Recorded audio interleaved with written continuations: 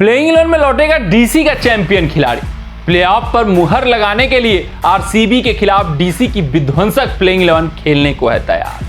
Delhi Capitals यार ये inform team है। आईपीएल 2025 की अगर हम बात करें तो रॉयल चैंपियन बेंगलोर भी किसी से कम नहीं है। चैंपियन बेंगलोर क्योंकि इनके प्रशंसक बोल रहे हैं इस बार चैंपियन बनेगी।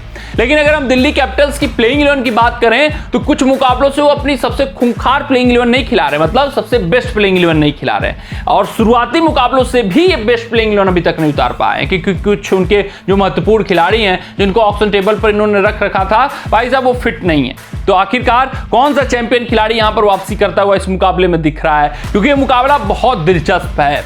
अगर हम बात करें प्लेऑफ की दृष्टिकोण से तो ये टॉप 2 में फिनिश करने का प्रयास करना चाहेंगे। अगर आरसीबी को पस्त करते हैं तो टॉप 2 में ये अपना जगह सुनिश्चित करते हुए दिखेंगे।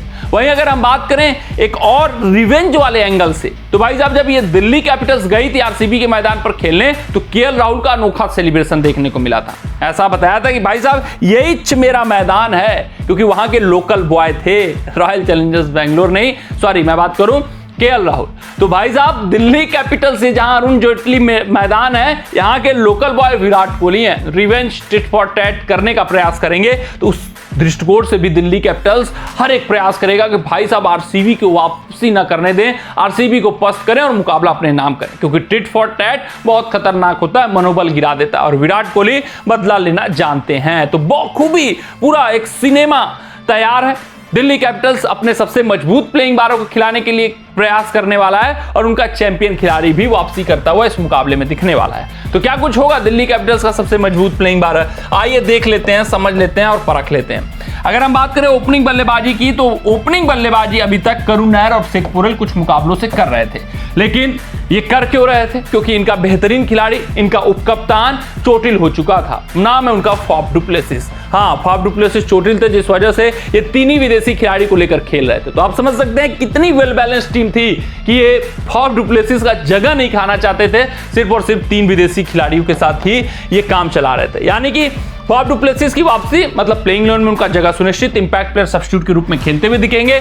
तो फाफ डु प्लेसिस फिट घोषित कर दिए गए हैं। ये कंफर्मेशन जेक फेसन मैकगर्क ने दिया है, नेट पर प्रैक्टिस करते हुए भी दिखे हैं। तो फाफ डु प्लेसिस की एंट्री प्लेइंग 12 में है। अब शेख पुरेल के साथ ओपनिंग करते हुए दिखेंगे। नंबर 3 पर Karun Nair, man in form, जबरदस्त टच में दिख रहे हैं, जबरदस्त बल्लेबाजी भी करते हुए दिखाई दे रहे हैं। नंबर 4 की बात करें तो ये केएल राहुल। हालांकि अरुण जेटली मैदान इनका घर नहीं है, लेकिन जब पिछला मुकाबला खेले थे ये जाकर आरसीबी के मैदान पर तब बताया था कि ये मेरा घर है, ये मेरा मैदान है, यहां का मैं राजा हूं।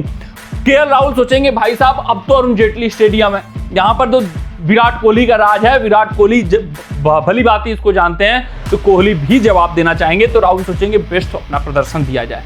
नंबर 4 पे राहुल, 5 पे क्रिस्टियन स्टब्स, बेहतरीन खिलाड़ी, लेकिन स्टब्स से उतर अक्षर पटेल आ जाते हैं। तो अक्षर पटेल का प्रमोशन तय है। तो अक्षर पटेल टच में दिख रहे हैं और कह सकते हैं आपकी ये एक प्लेटफॉर्म सेट करते हुए दिख रहे हैं। प्लेटफॉर्म मतलब एक लीड फ्रॉम द फ्रंट, एक एग्जांपल सेट करते हुए दिख रहे हैं अपने खिलाड़ियों के भाई की इंटेंट के साथ खेलना है। तो अक्षर पटेल स्टब्स अपना बल्लेबाजी पोजीशन कभी भी बदल सकते हैं। आशुतोष शर्मा की उतनी बल्लेबाजी नहीं आई है क्योंकि बहुत बेहतरीन टॉप फॉर्म नॉच का मैं बात करूं, टॉप फॉर्म में दिखे इनके टॉप ऑर्डर के बल्लेबाज अक्षर पटेल भी, क्रिस्टियन स्टब्स भी, तो आशुतोष शर्मा फिनिशिंग टच देते हुए दिखेंगे।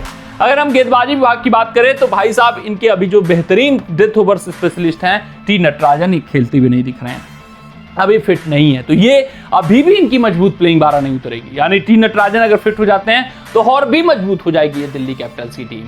अभी मोहित शर्मा से काम चला रहे थे तो पिछले मुकाबले में दुष्मंता चमीरा को लाया है। तो दुष्मंता चमीरा एक ओवरसीज खिलाड़ी, फाफ डु प्लेसिस दूसरे ओवरसीज खिलाड़ी, क्रिस्टियन स्टब्स तीसरे ओवरसीज खिलाड़ी, फाफ डु प्लेसिस चौथे ओवरसीज खिलाड़ी। तो ये आप कह सकते हैं कि इनके ओवरसीज खिलाड़ियों की सूची है। सॉरी, मिचेल स्टार्क चौथे ओवरसीज खिलाड़ी, ये इनके ओवरसीज खिलाड़ियों की सूची रहेगी। तो Dushmantha Chameera, Mitchell Starc, Christian Stubbs और फाफ डु प्लेसिस, अब जाकर 4 ओवरसीज खिलाड़ियों का कोटा पूरा होता है। Mitchell Starc, Dushmantha Chameera 2 impactful तेज गेंदबाज, मुकेश कुमार भारती तेज गेंदबाज जो इंपैक्ट पर इंपैक्ट छोड़ते जा रहे हैं, और कुलदीप यादव क्या ही कहने, पूरा वक्त, हालात, जज्बात, तकदीर और तस्वीर बदल कर रख दे रहे हैं अपने 4 ओवरों के स्पेल से।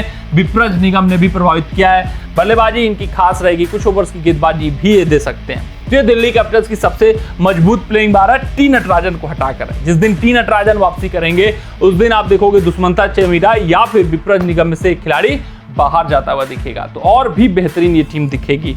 तो दिल्ली कैपिटल्स की प्लेइंग 12 की अगर हम बात करें तो कुछ इस प्रकार दिखने वाली है। अभिषेक पोरल, फाफ डु प्लेसिस ओपन करेंगे, करुण नायर 3 पर, केएल राहुल 4 पे, अक्षर पटेल 5 पे, 6 पे ट्रिस्टेन स्टब्स, 7 पे आशुतोष शर्मा, 8 पे विप्राज निगम, 9 पे मिचेल स्टार्क, 10 पे कुलदीप यादव, 11 पे दुष्मंता चमीरा और 12 पे मुकेश कुमार। कमेंट सेक्शन में कमेंट करके बताइएगा कि आपको ये प्लेइंग 12 कैसी लगी। मिलते हैं आपसे अगली रिपोर्ट में, तब तक अपना ध्यान दें, सुरक्षित रहें, स्वस्थ रहें, मस्त रहें। जय हिंद, जय भारत।